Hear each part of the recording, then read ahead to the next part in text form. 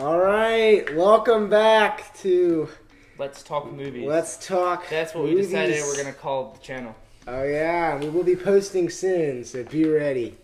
Although, if you're watching this, we've already posted 5, so you'll probably have already watched You'll be like, them. what? So that will make sense when you actually watch it. Anyway, we're back with episode 5. Today, we are reviewing and talking about Braveheart, the Scottish epic that has become a classic of American cinema. And today we have a special guest, Gavin. I don't know your middle name, Payne. Wait, he told That's me, undisclosed. He told me recently it started with a K. It does start with a K. I think it was like, Alright. is it Kendrick? Kevin?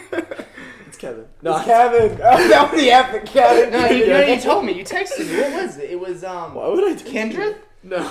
No, you literally told me recently. I'm What sorry. is it? The We have people to wanna know. put everything on hold. We have to figure out The what this people want to know. It's, no, you told There's me. a lot of names with K now I'm thinking about it. Kelsey? It could be, The people want to know. It was Cairo? Cairo. I don't know. Cairo's in the Alright. It's Keith. Okay. Keith. Keith is my middle name. Anyway, alright, Gibson, or not Gibson. Alright, I appreciate that. Alright, Gavin Keith Payne is joining us today. So why don't you tell us a little about yourself? Hey, Why you yo. decided to come on the podcast? Yes, so I got invited out here because, I don't know, I'm a movie enthusiast. Because he's a And a history enthusiast. And I love, going into the deep dives on history, like looking into the background, understanding like the battles, the historical content. When they said they did a lot of historical movies, I was like, yes, because that's my thing. Military strategy, all that stuff. I go to FSU and I'm a classics major, so I study especially like ancient Rome and ancient Greece. Mm-hmm. So when we do Gladiator Oh or yeah, something we're like having that, this man, and we might have his brother on as well, and do a little double duo podcast there. it would be For awesome. Gladiator. Knocking down It will the be- screen room to fit Yeah. everybody. Oh yeah, I know. We'll have to spread Have out. to zoom but, back a little bit. Yeah. Anyway, so all right. Thanks for a little bio about yourself. I got you. So this movie came out in 1995. It was directed. It was stars and directs, and was directed by Mel Gibson. He did a little double duty there. He also produced the movie. It was written by Randall Wallace, who is not related to William Wallace, but We don't know that for sure. A little suspicious. he says he's not. And then it stars, as I said, Mel Gibson. And it's kind of become a classic of American cinema, and we'll talk about that as the podcast goes on. So, Nate, you want to tell us a little about this movie? What's the premise? What's going on? So basically, Mel Gibson is William Wallace, who is a Scottish boy at the beginning of the movie, and his father dies fighting against the English in a war for independence. And he's raised by his uncle instead, who's got this gnarly eye.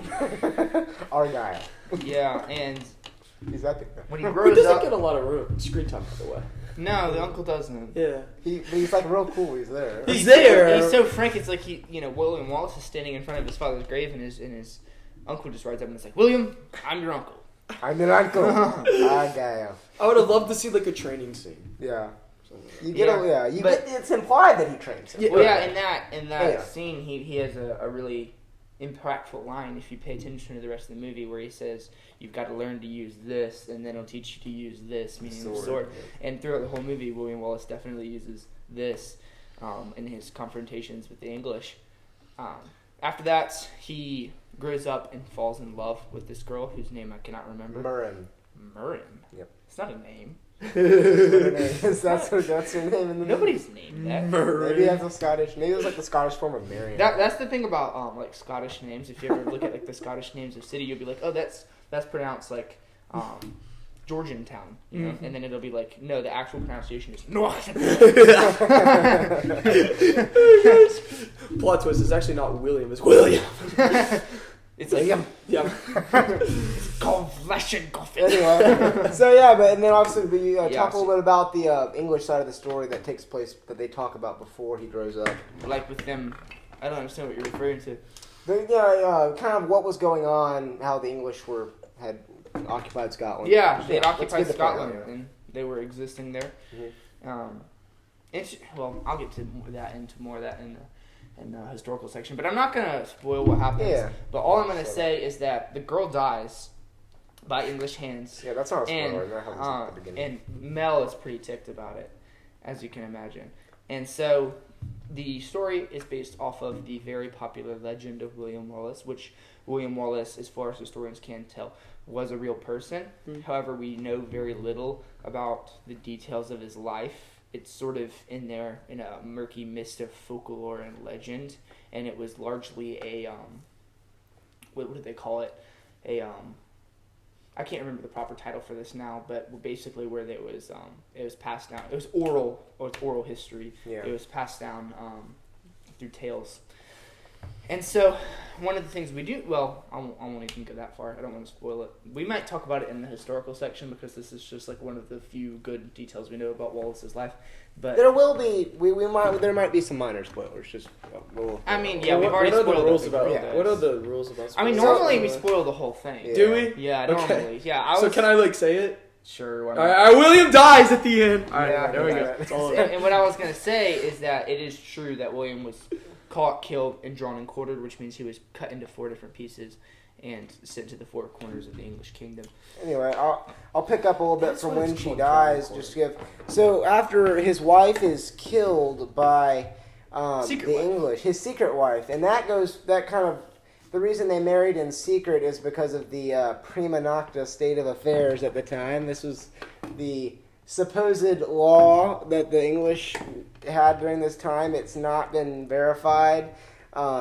It probably is just in this movie, but the law says that all the nobles could basically like rape the peasant girls when they got married, and this was in an effort to kind of like outbreed the Scottish so they could like more quickly take over their land, I guess. And so yes, that's why William and his and Merlin marry in secret. But there's this real ugly looking British soldier dude who like tries to who assaults Merlin, but he gets paid back in full because William kicks him in the face, and it's absolutely epic. It wasn't just a kick in the face. Like, he was, like, you have to have the setup for He this was kick real in the face disgusting, because, just licking her. because he was, like, he was on his hands and knees, and William was climbing up this wall, so he was, like, there was just so much force coming up in this kick, it was really violent. Yeah, but it was just like epic. He deserved that. Anyway, but unfortunately, Merlin is not able to escape, and the magistrate of the town, which I believe is called Lanark, has her executed in an attempt to get to Wallace. And Wallace fights back, and he rallies his fellow Scots, and they take control of the town, and he slits the magistrate's throat in a real gritty shot that you actually see his throat get slit. Like, it doesn't cut away. And from there, Wallace and his fellows kind of start a major rebellion in the country, and this is to the displeasure of King Edward I, or Longshanks, the King of England. While he is in France, he entrusts the defense of the English Empire in Scotland to his effeminate son, Edward II. And he's not very effective in his resistance against Wallace, as the Scots win a miraculous victory at Stirling, overcoming enormous odds. I think they were probably outmatched at least 2-1. That's the scene that the movie's known best for. Yes, it's the famous battle scene, and we can talk about it later when we talk about historicity and what we liked about the movie. And from there, the Scots gain more momentum as Wallace invades York. But throughout all of this, the nobles, including one Robert the Bruce, who would eventually become one of Scotland's greatest heroes, cannot bring themselves to fully